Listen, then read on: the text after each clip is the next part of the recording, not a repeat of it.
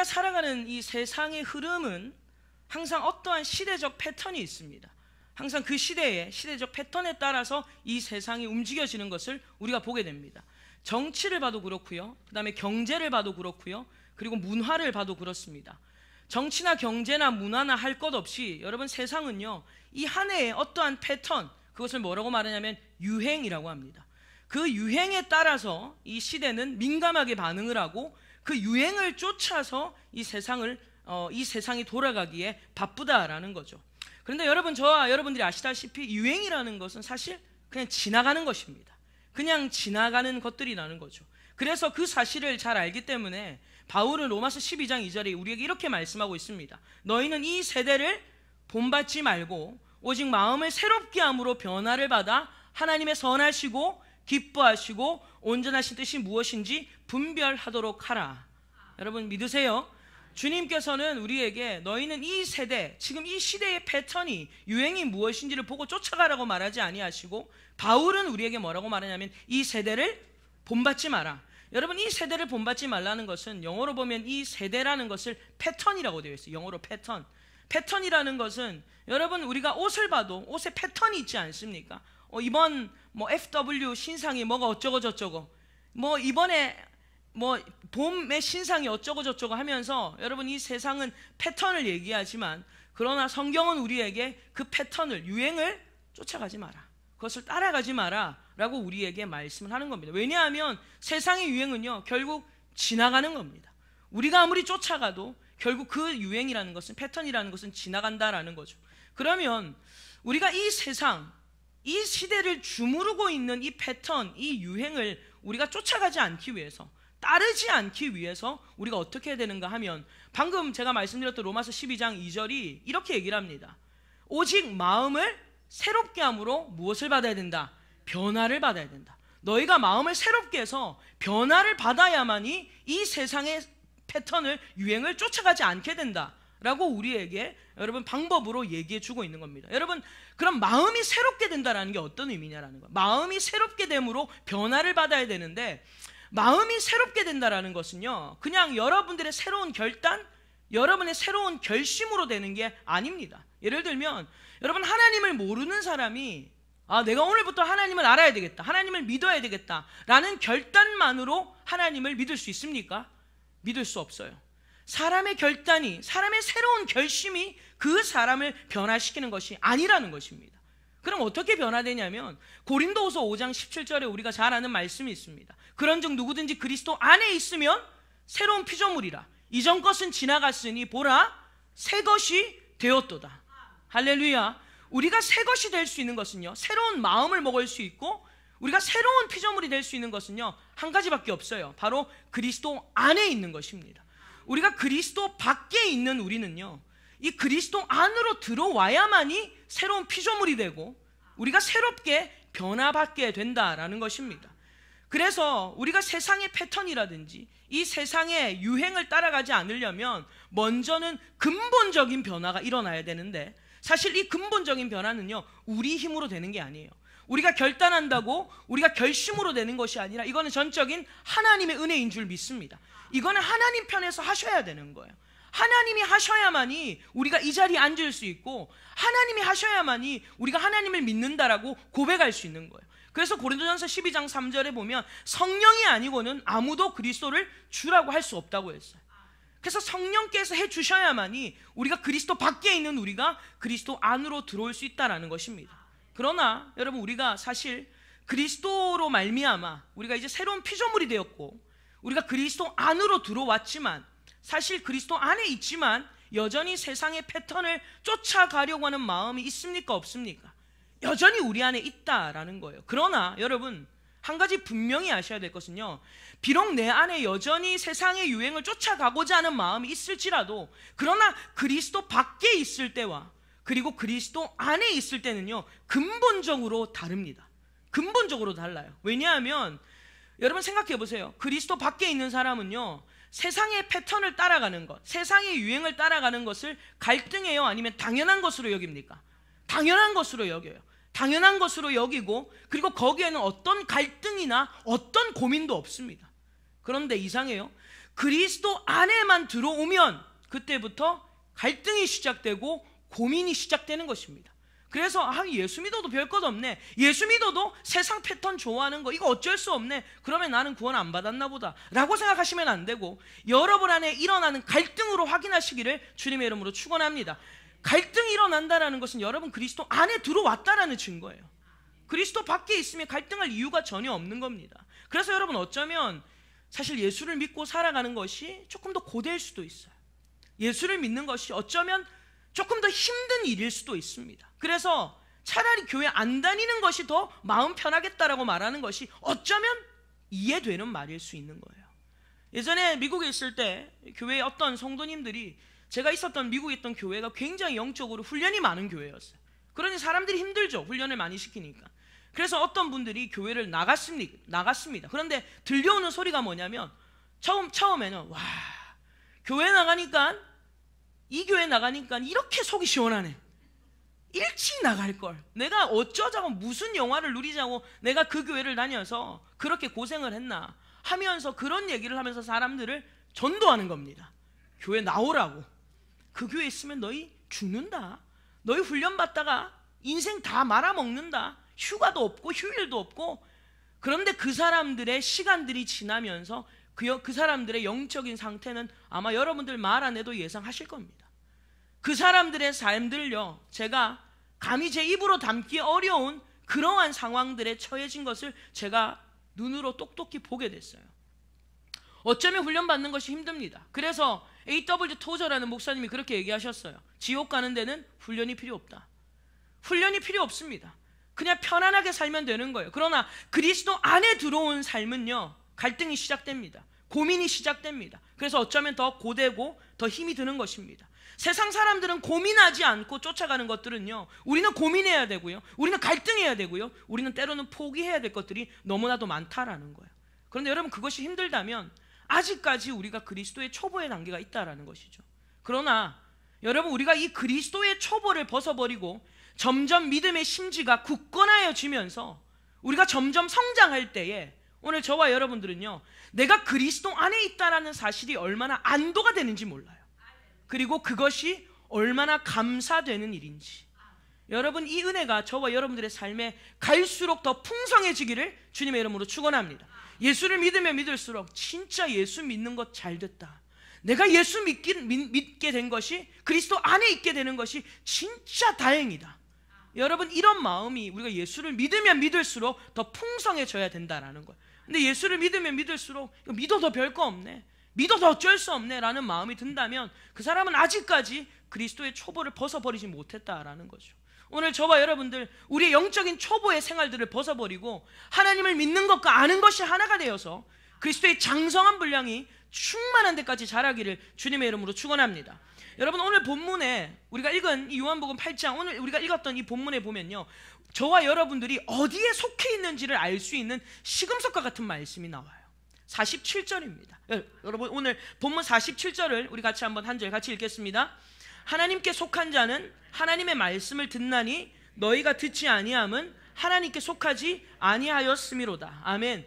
여러분 우리가 하나님께 속하였다, 그리스도 안에 있다라는 것을 알 수 있는 시금석의 말씀인데, 우리가 하나님께 속했다, 그리스도 안에 있다라는 것은 결국 무엇으로 알 수 있냐면, 하나님께 속한 자는 하나님의 무엇을 듣는다?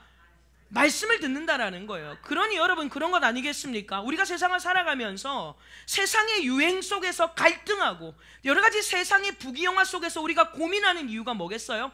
하나님의 말씀을 듣기 때문이에요. 다시 말하면 하나님의 간섭하심이 있기 때문에 우리로 하여금 고민하게 하고 우리로 하여금 갈등하게 하는 거예요.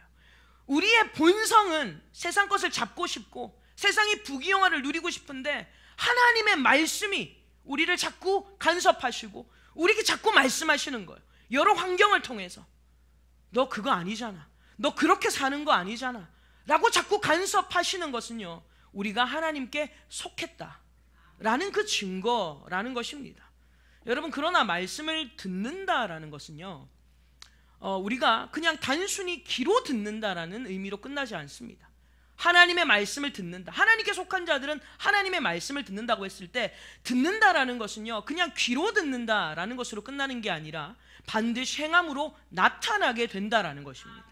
그래서 여기서 이 본문에서 듣는다라는 단어가요 원어로 아쿠오라는 단어인데, 이 아쿠오라는 단어, 이 헬라어 단어에는요 두 가지 뜻이 있습니다. 두 가지 뜻이 있어요. 첫 번째가 뭐냐면 바로 제가 조금 전에 말씀드린 것처럼 귀로 듣는다라는 뜻이에요. hearing, 하나님의 말씀을 귀로 듣는다. 오늘 이 시간 우리가 사람의 말이 아니라 하나님의 말씀을 귀로 듣는 시간이 될 줄로 믿습니다. 비록 여러분 사람의 입을 통해 증거되지만 이 말씀을 통하여 여러분 하나님의 음성을 들을 수 있어야 돼요. 그냥 귀로 목사님이 하는 음성을 듣는 게 아니라 그 메시지 속에 나에게 하시는 하나님의 말씀을 hearing 해야 돼요.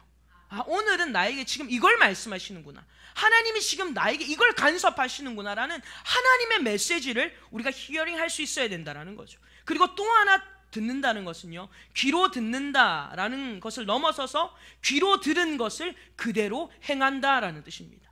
이 아쿠오라는 단어에는 이 두 가지가 있어요. 행한다, acting하다, doing하다라는 뜻입니다. 그래서 여러분 우리가 방금 읽었던 47절에는요 하나님께 속한 자는 하나님의 말씀을 듣나니라고 했고요 51절을 보십시오. 51절, 우리가 51절 같이 한 절 읽겠습니다. 진실로 진실로 너에게 이르노니 사람이 내 말을 지키면 영원히 죽음을 보지 아니하리라. 아멘. 여러분 여기에 보면요 사람이 내 말을 뭐하면 지키면이라고 되어 있어요. 47절에는 하나님의 말씀을 들으면, 51절에는 하나님의 말씀을 지키면, 여기서 지킨다라는 말씀이 영어로 obey, 이거는 순종하다라는 뜻입니다. 그러니 하나님의 말씀을 듣고 뭐 하는 것이다? 지키는 것, 이거는 말씀을 행하는 것입니다. 결국 행한다라는 것은요 말씀에 순종한다라는 거예요. 말씀을 행하는 삶은 여러분들이 여러분의 의로움을 드러내기 위한 행함이 아니라 말씀을 행한다라는 것은 들은 말씀을 순종하는 것이 바로 말씀을 행하는 삶이라는 것입니다. 예를 들어서 여러분 어떤 아이가 있는데 우리가 아이를 칭찬해요. 쟤는 부모님 말씀을 참 잘 들어, 이렇게 칭찬을 했다고 칩시다. 그러면 여러분 그 칭찬이 그 아이가 청력이 좋다는 뜻이에요? 부모님이 얘야 그러면 어디선가 부모님의 음성을 막 귀신같이 듣고 저 멀리서부터 네 하고 막 달려오는 청력이 좋은 아이라는 뜻이 아니잖아요. 그렇죠? 여러분 저 아이는 부모의 말씀을 잘 들어, 그 말은 무슨 말이에요? 부모의 말을 듣고 잘 지킨다, 잘 행한다, 부모가 말한 대로 그렇게 행하는 아이다라고 칭찬하는 거지, 저 아이 참 부모 말씀 잘 들어, 그 말은 갑자기 얘가 귀가 뻥 열려가지고 그런 의미가 아니지 않습니까? 우리가 마찬가지, 우리가 말씀을 잘 듣는다, 우리가 하나님의 말씀을 잘 듣는 자녀여야 된다라는 것은요 귀로만 잘 듣는 자들이 아니라 듣고 순종하는 자들, 듣고 행하는 자녀라는 것을 바로 우리 가운데 말씀하는 것입니다. 그래서 하나님은요 당신에게 속한 백성, 당신에게 속한 자녀들로 하여금 이 하나님의 말씀을 듣고 순종하기를 원하시기 때문에 우리에게 끊임없이 말씀하시는 거예요. 끊임없이 간섭하시는 것입니다. 비록 여러분 하나님의 말씀을 듣고 순종하는 것이 쉽지 않은 일이죠. 그러나 여러분 이 말씀을 듣고 순종할 때 우리에게 어떤 은혜가 주어집니까? 51절이 뭐라고 얘기합니까? 사람이 내 말을 지키면 어떤 일이 일어나요? 영원히 죽음을 보지 아니하리라. 할렐루야. 하나님의 말씀을 듣고 순종하면요 우리에게 영생이 주어지게 된다라는 거예요. 그러나 여러분 반대로 하나님의 말씀을 자꾸 거부하는 겁니다. 하나님이 말씀하셔도 간섭하셔도 자꾸 거부하는 겁니다. 하나님의 말씀을 거부하면 결국 그 생명은 영원한 죽음으로 이어질 수밖에 없다는 거예요. 오늘 저와 여러분들은 말씀을 듣고 거부하는 자가 아니라 듣고 어떻게든 순종하는 은혜가 있기를 주님의 이름으로 축원합니다. 여러분 창세기 19장을 우리가 한번 찾아보겠습니다. 창세기 19장 12절에서 14절의 말씀을 한 절 같이 읽겠습니다. 창세기 19장 12절에서 14절의 말씀. 창세기 19장은 이 소돔과 고모라 땅의 이 멸망에 대한 이야기를 담고 있는데요 23페이지입니다. 제가 가진 성경, 구약 성경 창세기 19장 12절에서 14절 같이 읽습니다. 그 사람들이 롯에게 이르되 이 외에 내게 속한 자가 또 있느냐? 내 사위나 자녀나 성 중에 내게 속한 자들은 다 성 밖으로 이끌어내라. 그들에 대한 부르짖음이 여호와 앞에 크므로 여호와께서 이곳에 멸하시려고 우리를 보내셨나니 우리가 멸하리라. 롯이 나가서 그 딸들과 결혼할 사위들에게 말하여 이르기를 여호와께서 이 성을 멸하실 터이니 너희는 일어나 이곳에서 떠나라 하되 그의 사위들은 농담으로 여겼더라. 아멘. 여러분, 이 말씀 잘 아시죠? 이 롯이 하나님께서 하나님의 사자들을 통해서 이제 이 죄가 관영한 소돔과 고모라 땅을 멸망시키려고 하나님께서 롯에게 말합니다. 너와 그리고 너에게 속한 누구든지 얘기해서 함께 이 땅을 뭐해라? 떠나라. 이 땅이 곧 멸망할 거야. 그래서 너에게 속한 누구든지 다 이 땅을 떠나게 하라고 그렇게 얘기를 합니다. 그래서 롯은요, 그 얘기를 듣고 자신의 딸에게 달려갑니다. 그리고 딸과 결혼할 사위들에게 달려가서 간곡하게 설명을 하고 설득을 합니다. 우리 함께 이 땅을 떠나야 한다. 그런데 여러분, 이 세상에 취해 있는 사위들은요, 이 사위들이 지금 세상에 완전히 흠뻑 취해 있었어요. 그래서 롯의 말을 뭘로 듣더라? 농담으로 여겼더라는 거예요. 말씀을 주의 깊게 듣지 않는 겁니다. 진지하게 받아들이지 않는 거죠. 그 말씀을 농담으로 여기는 겁니다. 지금 이것이 농담으로 여기는 건지 아니면 이것을 진지하게 받아들여야 되는지를 구별하지 못하는 거예요. 그런데 지금 이 롯은 진지하게 그리고 아주 간곡하게 설득을 하지만 이 사위들은 세상에 취해 있어서 그 말이 귀에 들려오지 않는 겁니다. 그래서 그 말씀을 농담으로 여겼다라는 거예요. 그래서 여러분, 그들은요, 죽지 않을 수 있는 기회, 안 죽을 수도 있었던 이 기회를 결국 그들이 스스로 거절해서 놓쳐버렸다라는 것입니다. 여러분, 우리도 하나님의 말씀을 농담으로 여길 때가 있습니다. 하나님의 말씀을 농담으로 여겨요. 아니, 뭐 그렇게까지 해야 되나? 뭐 그렇게까지 해야 되나 하면서 하나님의 말씀을 진지하게 받아들이지 않는다라는 거예요. 저와 여러분들이 이 하나님의 말씀 앞에 좀 진지하게 대하는 자세가 회복됐으면 좋겠습니다.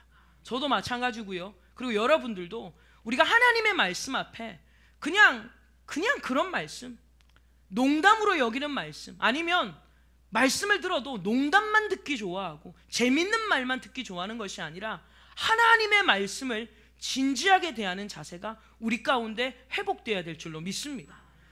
제가 개인적으로 좋아하는 음악인 중에 조성진이라는 피아니스트가 있습니다. 몇 해 전에 굉장히 이슈가 됐었습니다. 왜냐하면 이 젊은이가 한국인 최초로 쇼팽 국제 피아노 콩쿠르에서 우승을 했습니다. 그래서 우승한 피아니스트였는데 나이가 아주 어린 친구예요. 지금은 이제 20대 중반에 접어드는데 그 콩쿠르에 입상할 때만 해도 나이가 더 어렸습니다. 근데 이 친구를 제가 개인적으로, 이 피아니스트를 제가 개인적으로 참 좋아하는 이유가 이 피아노를 대하는 자세, 음악을 대하는 자세가 굉장히 진지하더라고요. 사뭇 진지해서 제가 그의 연주를 좋아하고 즐겨 듣습니다. 며칠 전에도 제가 앉아서 사무실에서 말씀을 준비하다가 말씀을 듣다가 이제 머리를 좀 식힐 겸 해서 이 유튜브로 이 조성진의 라흐마니노프 피아노 협주곡 2번을 이렇게 듣고 있었습니다. 그런데 이 음악을 듣는데 제 눈에서 눈물이 쭈르륵 흐르는 거예요. 제 마음에 감동이 되어서 눈에서 눈물이 쭈르륵 흐르는 겁니다. 왜 그렇겠습니까? 그 사람의 연주를 들으면서 그 사람의 마음의 태도가 느껴지는 거예요. 음악을 대하는 그 진지함, 음악을 대하는 그의 마음의 태도가 느껴지면서 그 피아노를 치는 그의 모습과 그리고 그 선율에 제 마음에 감동이 일어나는 겁니다. 일전에 제가 그 조성진이라는 사람의 그 피아니스트의 인터뷰를 제가 본 적이 있는데 그 사람이 인터뷰에서 이런 얘기를 하더라고요. 자기는 음악을 하면서 무엇을 해야 되는지보다 무엇을 하면 안 되는지에 대해서 많이 고민을 한다는 거예요. 내가 뭘 더 해야 되는지에 대한 고민보다 내가 피아니스트로서, 내가 음악하는 사람으로서 내가 뭘 하면 안 되는지에 대해서 많이 고민을 하면서, 그리고 그걸 지금까지 지켜오면서 사실 지금까지 큰 사고 없이 이렇게 사람들에게 사랑받을 수 있었다라는 얘기를 하는 거죠. 제가 그 인터뷰를 보면서 참 지혜롭다, 나이가 어린데 참 지혜롭다라는 생각을 하게 됐습니다. 그러니까 여러분, 그 사람이 음악에 대해 가졌던 진지한 자세는요, 결국 음악에 대한 자세가 아니라 자신의 삶을 진지하게 대했다라는 거죠. 자기를 어떻게 준비시킬 줄 아는가? 그냥 음악을 잘 해내야 된다. 내가 얼마나 피아노를 잘 쳐야 되는가에 대한 연습과 훈련의 목적보다 자기 자신을 관리하는 것, 자기의 삶을 진지하게 대하는 그 자세, 저는 그것을 보면서 더욱더 그의 음악성에 존경심을 더하게 되었다라는 것입니다. 여러분, 우리가 말씀을 들을 때 물론 이 시간 여러분들 다 장난으로 듣지는 않지는 않습니까? 지금 제 얘기를 농담으로 들으십니까? 아니시죠? 앉아가지고 재밌다, 그렇지 않으시잖아요. 말씀을 들을 때 진지하게 들으시잖아요. 물론 우리가 말씀을 들을 때 진지하게 듣는다고 해도요, 결국 이 말씀을 행하지 않는 것은 아무 소용이 없다는 거예요. 그 말씀을 행하지 않는 것은 아무 소용이 없다라는 겁니다. 여러분, 그것이 누구냐면 바로 롯의 아내였다라는 것입니다. 롯의 아내는 그 말씀을 들었어요. 그런데 우리가 19장 24절부터 보겠습니다. 창세기 19장 24절에서 26절의 말씀 같이 읽겠습니다. 여호와께서 하늘 곧 여호와께로부터 유황과 불을 소돔과 고모라에 비같이 내리사 그 성들과 온 들과 성에 거주하는 모든 백성과 땅에 난 것을 다 엎어 멸하셨더라. 롯의 아내는 뒤를 돌아보았으므로 소금 기둥이 되었더라. 아멘. 여러분, 이 말씀을 보면요, 이 롯의 아내는요 말씀을 들었습니다. 심판자의 경고를 동일하게 들었다라는 거예요. 그런데 행하지 않음으로 결국 뭐가 됩니까? 소금 기둥이 됐다는 거예요. 말씀을 들었지만 행하지 않았기 때문에 결국 소금 기둥이 됐다는 것. 여러분, 그러면요, 이것이 무엇을 보여주겠습니까? 우리가 믿음이 있다고 하면서 말씀을 진지하게 듣는다고 하면서 행함이 없는 것은요, 사실 말씀을 농담으로 여겼던 롯의 사위들과 다름이 없는 결과를 얻게 됐다라는 거예요. 그러니 여러분, 우리가 이 자리에 앉아서 얼마나 말씀을 진지하게 듣느냐, 그것도 중요하지만 그것보다 더 중요한 것은 들은 말씀을 소화시켜서 얼마나 그 말씀을 진지하게 이행하느냐, 얼마나 그 말씀을 내 삶 가운데 적용시키며 여러분 그 말씀을 행하는가. 그것이 결국 여러분 우리의 삶을 변화시키는, 그래서 하나님의 말씀에 순종하게 함으로 말미암아 영생의 길로 가게 하는 길이다라는 것을 우리 가운데 말씀해 주는 거죠. 근데 여러분, 우리가 말씀을 지키는 것에 있어서 한 가지 더 기억하셔야 될 것이, 제가 지금 청년부 예배 때 다니엘 시리즈를 하고 있습니다. 다니엘의 말씀을 나누고 있는데요, 제가 지금 3번 정도 말씀을 나눴습니다. 2019년 1월에 시작하면서 다니엘 시리즈의 말씀을 나누고 있는데요, 제가 첫 번째 시간에 이런 얘기를 했습니다. 경건하게 살아가기에 좋은 날은 단 하루도 없다라는 메시지를 전했습니다. 경건하게 살아가기에 좋은 날은 단 하루도 없다라는 거예요. 여러분, 우리가 말씀을 행하기 위해 적합한 날, 하나님의 말씀을 이루어 드리기 위해 좋은 날, 거룩하고 경건하게 살아가기 위해 좋은 날은요 단 하루도 없다라는 의미예요. 여러분, 빨래는 날씨가 좋아야 하지 않습니까? 비가 오는 날 빨래하면 빨래담 엉망이 되죠. 그래서 날씨 좋으면 오늘 빨래 잘 마르겠다, 좋은 날이 있습니다. 여러분, 결혼도 마찬가지죠. 좋은 날을 받으려고 세상 사람들은 날을 받으러 가요. 근데 그 날 받아서 잘 사는지는 모르겠습니다. 그러나 사람들은 좋은 날을 찾습니다. 여러분, 분명한 것은요, 경건하게 살기에, 말씀을 지키며 살기에 좋은 날은 단 하루도 없다라는 거예요. 근데 여러분, 우리는 어떻게 말씀을 행하냐면요, 대체로 기분 따라, 감정 따라, 상황 따라 말씀을 행하려고 합니다. 그래서 우리는 오늘은 기분이 안 좋아, 나 오늘은 기분이 우울해, 나 오늘 마음이 힘들고 어려워서 말씀을 행할 수 없다라고 생각하면서 합니다. 여러분, 그렇지 않습니까? 기분이 안 좋으면 말씀을 행하지 않습니다. 마음이 울적하면 말씀을 저 멀리 던져버립니다. 그리고 또한 우리는 상황에 따라서 말씀을 행하기도 합니다. 오늘은 말씀을 지키기 어려운 상황이야. 오늘은 나를 보는 사람, 지켜보는 사람들이 너무 많아. 사람들 눈치도 봐야 되고 하면서 우리는 이런저런 이유로 말씀을 지키는 것을 가장 뒤로 밀어버립니다. 여러분, 그런 자세가 롯의 사위들, 말씀을 농담으로 여겼던 사위들과 다를 바가 뭐가 있냐라는 거예요. 여러분 다시 말씀드립니다. 말씀을 지키기에 좋은 날은 단 하루도 없습니다. 한번 옆에 분에게 이렇게 축복하십시오. 말씀을 지키기에 좋은 날은 단 하루도 없습니다. 여러분 믿으세요? 수요 예배 나오기에 좋은 날은 단 한 주도 없습니다. 오늘은 수요 예배 가기 싫은 날이 더 많아요.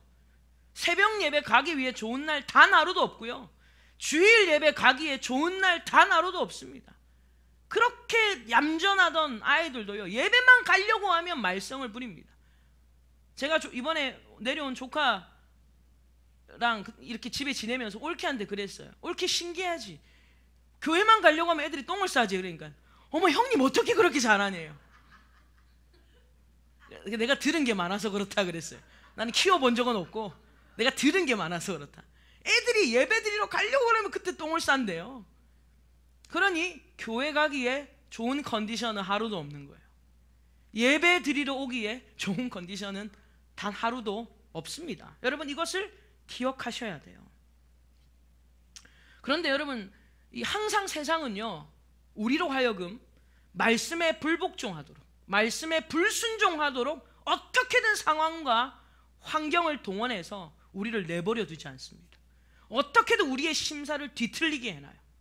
오늘 간만에 마음 먹고 예배 드리러 가려고 했는데 가기 전에 꼭 기분 안 좋은 일이 생깁니다. 어떻게든 우리의 마음을 빼앗으려고 세상이 동원을 한다라는 거예요. 이걸 기억하셔야 돼요. 여러분 다니엘은요, 그 살았던 그 시대가 어떤 시대입니까? 포로 생활이었고요, 악한 왕 아래서 참으로 경건함을 지킬 수 있는 좋은 날이 있어서 그가 믿음을 지킬 수 있었겠냐라는 거예요. 좋은 날이 하루도 없었다라는 거예요. 다니엘에게 믿음을 지킬 수 있는 좋은 날은요, 단 하루도 없었습니다. 오히려 여러분 다니엘이 자신의 상황을 탓하고 환경을 탓하고 자신의 상처를 탓하면서 차라리 나는 하나님을 버리겠습니다 라고 말하면 오히려 우리가 더 이해가 되기가 편해요. 차라리 다니엘을 이해해 줄 수도 있을 것 같아요. 왜냐하면 다니엘은 그럴 만하잖아요. 그 시대가 하나님을 버려도 될 만한 시대 아니겠습니까? 그러나 그럼에도 불구하고 다니엘은요, 그러한 상황을 탓하면서 말씀을 농담처럼 여기지 않았습니다. 말도 안 되는 기가 막히는 상황 속에서도 그럼에도 불구하고 하나님은 여전히 살아계심을 다니엘은 믿었다라는 거예요. 사망의 음침한 골짜기를 다녀도 하나님이 나와 함께 하심을 다니엘이 믿었다라는 것입니다. 여러분 사람들은요, 다 전부 자기 시대가 다 힘들다라고 얘기합니다. 그렇지 않습니까? 어른들은 다 자기 시대가 힘들다고 말하고 아이들은 아니라고, 우리 시대가 더 힘들다고 얘기하지만, 그러나 여러분 사실 시대는 모양만 다를 뿐이지 다 각자의 고통과 아픔이 있습니다. 전쟁의 시대를 지나신 분들은요, 그 전쟁의 시대의 아픔이 있지만, 그래서 지금 시대는 편안하다고 말하지만 꼭 그런 것만은 아니에요. 지금 이 시대도 이 시대의 아픔이 있다라는 것입니다. 예전에는 보이는 전쟁이었다면 지금은 보이지 않는 전쟁이에요. 예전에는 보이는 전쟁이었기 때문에 눈에 보이는 건물이 무너졌고요, 눈에 보이는 우리 집이 무너졌지만 지금은 보이지 않는 전쟁 때문에 여러분 사람들의 마음이 무너지고 있고 가정이 깨어지고 있다라는 것입니다.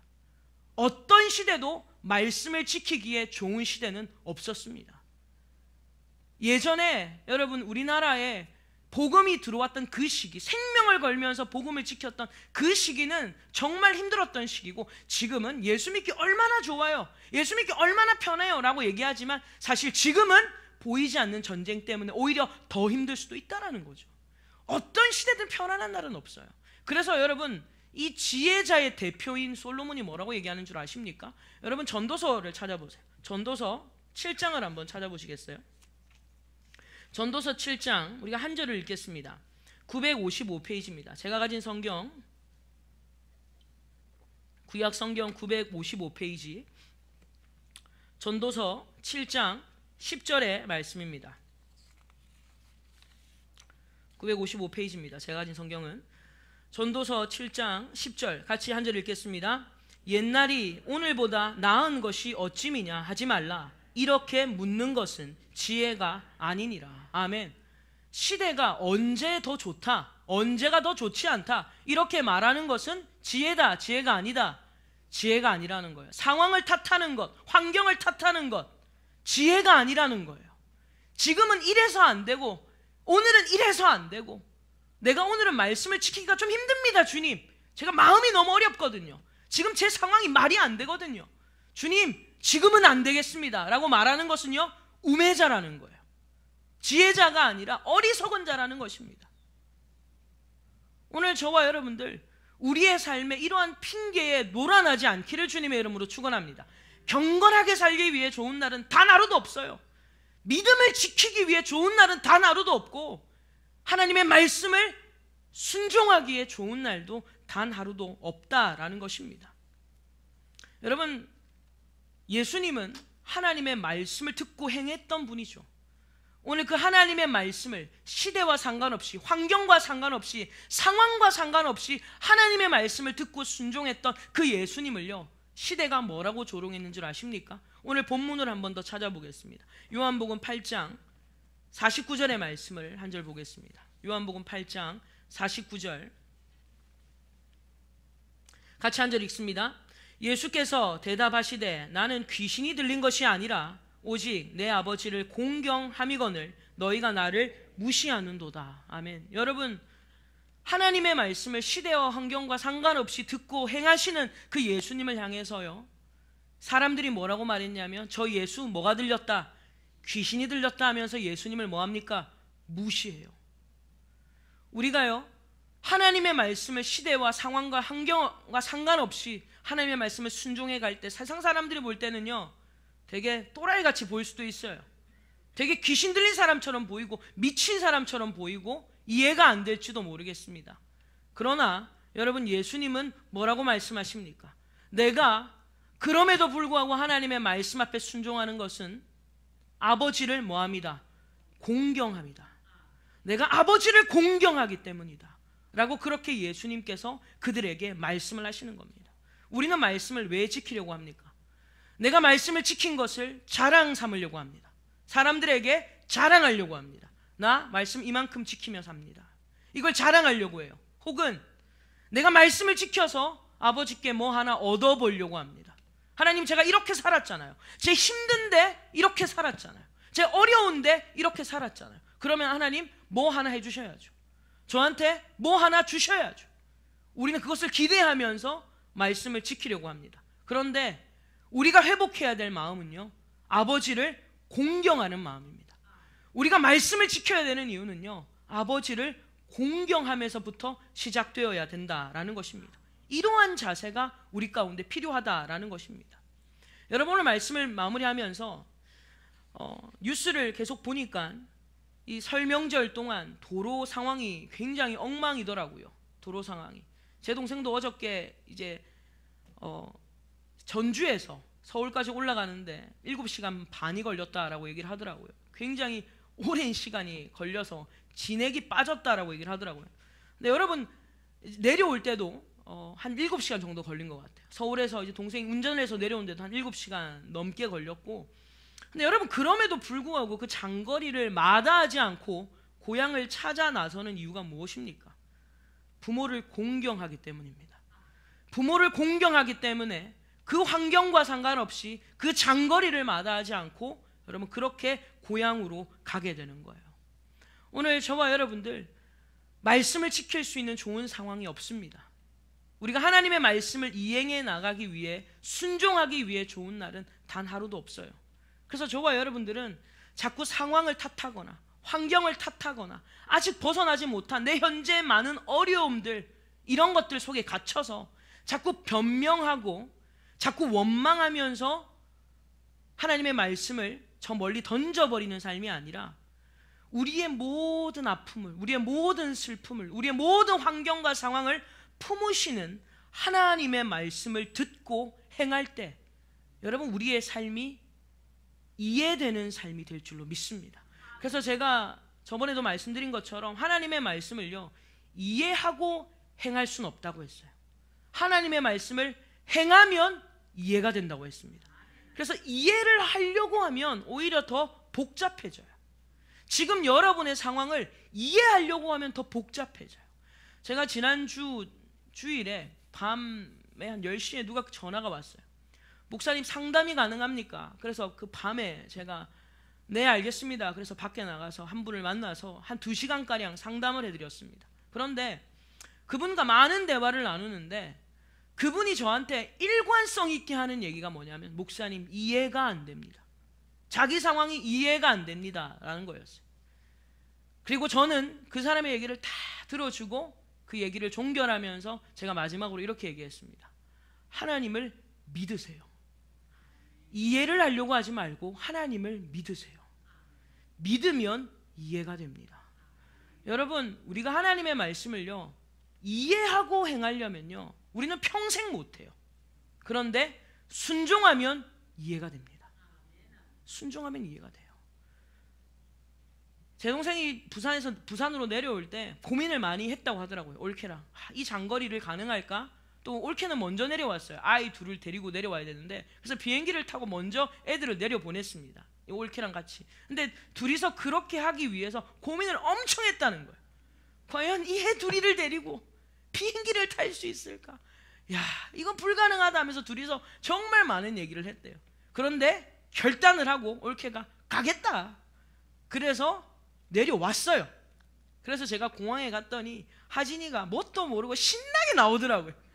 춤을 추면서 막 공항에서 나와요. 결국 되는 거예요.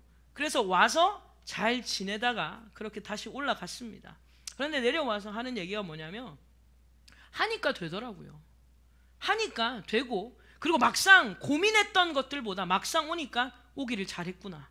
모르겠어요. 그 본심은 모르겠습니다. 시댁에 오는 마음이 뭐 편하겠습니까? 많은.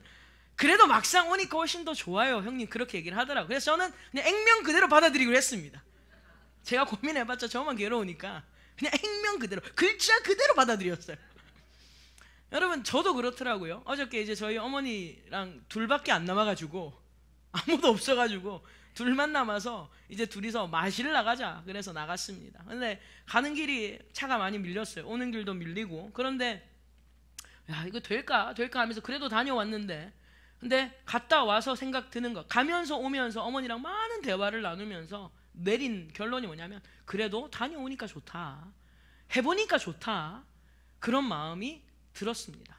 여러분 하나님의 말씀이요 이걸 해야 될까? 이걸 하면 더 힘들 것 같은데 이해가 되지 않아도요 행하면 이해되고 행하면 저와 여러분들의 삶이 훨씬 더 이해 폭이 넓어지는 은혜가 있을 줄 믿습니다. 그래서 여러분 기억하십시오. 경건하게 살 수 있는 날은 좋은 날이 있다 없다? 없다. 단 하루도 없다. 그래서 예배 오실 때마다 갈등 되실 때 생각하셔야 돼요. 오늘 예배 드리러 가기에 좋은 날은 원래 없다. 오늘만 힘든 게 아니라 원래 없다. 생각하시면서 항상 승리하시는 은혜가 있기를 주님의 이름으로 축원합니다. 함께 기도하시겠습니다.